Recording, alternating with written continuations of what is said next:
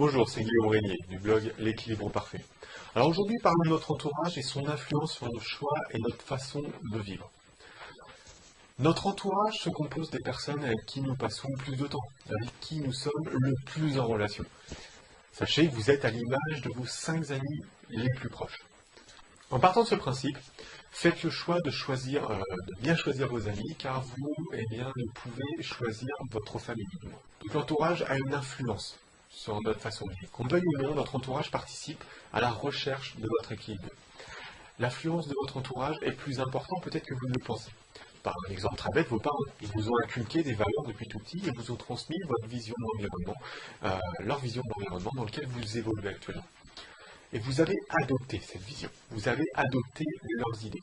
Donc un entourage, par exemple, sans ambition ne vous permettra pas de vous épanouir. Un entourage négatif vous amènera à vivre des situations désagréables.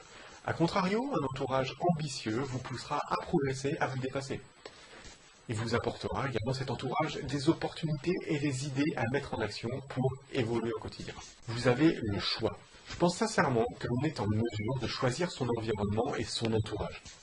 La famille, non, mais ses amis, son entourage professionnel, oui. Avant d'aller plus loin, faites un point sur ce que vous souhaitez devenir comme personne et demandez-vous si les personnes qui vous accompagnent au quotidien, les personnes de votre entourage, en termes d'amis et de professionnels, peuvent être en mesure de vous aider à devenir cette personne, la personne que vous désirez et l'équilibre de vie que vous souhaitez atteindre. Si vous souhaitez devenir, je dis une bêtise, un entrepreneur riche qui réussit, il ne vaut mieux pas vous entourer majoritairement de personnes salariées qui prônent la sécurité de l'emploi et qui n'ont pas d'ambition. Comprenez l'idée et mettez-la en application.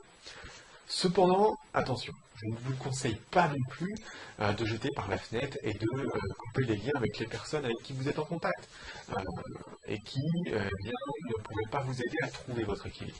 Cela est très compliqué, voire impossible. Et c'est tout à fait normal, vous allez tisser des liens avec ces personnes. Non.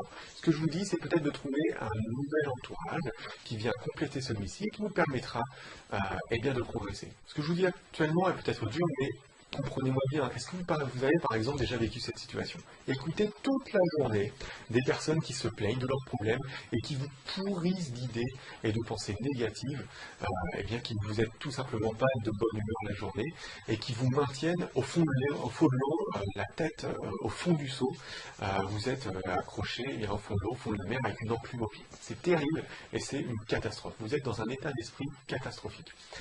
Le premier pas vers un entourage sain, il faut que vous vous posiez peut-être ces questions. Qui ai-je envie de devenir? La vision de la personne que vous voulez devenir, de l'équilibre de vie que vous souhaitez atteindre, doit vous amener à évoluer, qui doit vous accompagner au quotidien pour devenir cette personne.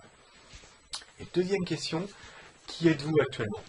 Votre entourage, est-ce qu'il est car vous êtes à l'image de votre entourage? C'est vous qui l'avez choisi. C'est lui qui vous accompagne. Donc la clé, c'est vous. Vous attirez qui vous êtes. Un exemple, les riches attirent les riches, c'est très basique, je vais vous dire. Les pauvres attirent les pauvres. C'est dur, c'est basique, mais c'est la réalité. Après, vous êtes posé ces deux questions, vous allez pouvoir évaluer les personnes qui sont actuellement de vos côtés. Qu'est-ce qu'elles vous apportent? Quelles valeurs est-ce qu'elles vous transmettent? Quelles sont leurs attitudes envers vous? Si ce ne sont que des personnes qui font que vous critiquer, est-ce que ça va vous aider? Peut-elle être un soutien également dans votre quête d'une meilleure qualité de vie? Quel exemple vous donne-t-elle au quotidien? Et vous apporte-t-elle des moments de bonheur? Est-ce que vous passez de bons moments avec? Si la réponse est positive, alors continuez. Après avoir fait cette analyse toute bête, vous pouvez vous mettre en quête d'un entourage sain, l'agrandir, à moins que vous n'ayez déjà cet entourage, et je vous en félicite, c'est tant mieux pour vous.